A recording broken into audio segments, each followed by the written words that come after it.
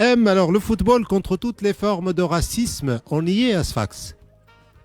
Justement, merci Staufiq de nous permettre de donner l'occasion de mieux éclaircir et de mettre le point sur cet événement.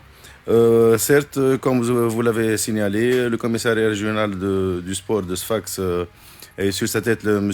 Mohamed Sadak Blouza, le commissaire régional, en collaboration avec l'université de Sfax et l'office des œuvres universitaires du Sud et l'Institut préparatoire aux études d'ingénieurs de Sfax ont eu l'idée d'organiser une CAN universitaire pour le football pour les étudiants. Donc on l'a renommé le CANUF, Coupe d'Afrique des Nations universitaires de football. Comme vous l'avez signalé, peut-être c'est de notre chance ou de malchance qui tombe bien avec... C'est toujours la bonne chance. Mais expliquez-nous, quels sont les pays qui vont participer? Inch'Allah, d'accord. Concernant les pays, bien sûr, la Tunisie et le pays hôte, le Bénin, le Burkina Faso, le Cameroun, Centrafrique, les deux Congo, Congo-Brazzaville et Congo-Kinshasa, le Côte d'Ivoire, l'île Maurice, l'île Comore, pardon, le Gabon, la Guinée, la Mauritanie, le Tchad, le Sénégal. On fait une sélection africaine, qu'on a renommée sélection africaine puisque elle compte les étudiants qui sont des minorités, un ou deux ou trois de chaque communauté. Donc ils ont fait une équipe qu'on a renommée l'Union africaine. Et surtout l'inviter nos chers Palestiniens qui font une équipe qui est cher à nos cœurs, comme vous le savez très bien. Quand on dit universitaire, on parle spécifiquement d'étudiants. Si je suis, par exemple, professeur d'université, je peux participer ou pas? Non, je pense pas. C'est essentiellement aux étudiants. Un professeur peut être à 25 ans, professeur et étudiant en même temps, non? S'il est étudiant, avec plaisir. Donc, vous avez vraiment eu des réponses de ces universités. Tout le monde est prêt. Vous avez le nombre qui va participer à cet événement, donc que je rappelle, entre le 5 et le 18 mars à Sfax, dans différents stades, c'est ça? Justement, pour nous, on a préparé 4 sites. Le premier site, c'est à la faculté de l'INIS. Le deuxième site, c'est à la faculté de l'ISET. Le troisième site, c'est à l'EFSEG. Le quatrième site est au foyer Farabi. Donc, 4 sites. Ils sont étalés à 4 poules de 4, qui va s'étaler, comme vous l'avez signalé, entre le 5 et le 18 mars. Mais avant ça, on a les 2 dates plus importantes. C'est le 28, il y aura la conférence de presse et la cérémonie d'ouverture. On l'a fait à l'instar de toutes les grandes compétitions. Le tirage au sort en live et la répartition des poules. On va faire en live streaming dans nos page web et en notre page, chaîne YouTube du commissariat.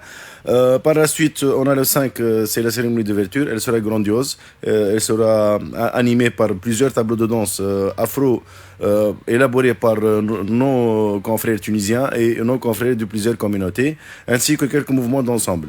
Vous avez préparé des slogans au moins pour faire oublier cette période? Bien sûr, on a ce second, c'est Vive la Tunisie africaine, qui appuie surtout la vie universitaire et étudiantine. D'accord, donc et les délégations commencent à affluer à partir de quand? Pardon? Les délégations commencent à arriver à partir de quand? Non, ce sont les délégations qui étudient à Sfax. Uniquement pour l'instant. Ah, d'accord. Donc, et les autres qui étudient à Tunis ou qui étudient dans d'autres villes, c'est uniquement Justement, pour les délégations qui n'ont pas assez de joueurs, puisqu'on a demandé 12 joueurs par équipe, c'est le football à 6. Donc, les équipes qui n'ont pas assez de joueurs de Sfax, ils peuvent ramener des joueurs de plusieurs délégations, entre délégations. Et c'est chapeauté par qui, en fait, cet événement? Uniquement l'université? Non, c'est chapeauté par le commissaire régional. D'accord, ok. Le rectorat. Sur le plan footballistique, c'est qui? Footballistique. Malheureusement, on a demandé. Vous avez sollicité qui? On a sollicité les fédérations du football, mais elle n'est pas. Elle n'a pas accepté l'invitation. Elle n'a pas accepté de collaborer. Donc, on a collaboré surtout avec les fédérations de sport scolaire et universitaire, mais avec nos propres moyens comme commissaire régional d'élaborer tout. C'est-à-dire même sur le plan financier?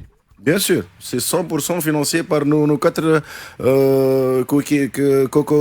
co-organisateurs. Comme je l'ai dit, comme je l'ai signalé, c'est le commissaire régional, l'université de Sfax, l'office des œuvres universitaires pour le Sud. On a même les pays, mais on a en plus collaboration avec 3 associations qui sont très importantes. L'association des étudiants stagiaires africains en Tunisie, l'AISAT, Africa Intelligence et l'Organisation internationale pour les migrants, c'est l'OIM.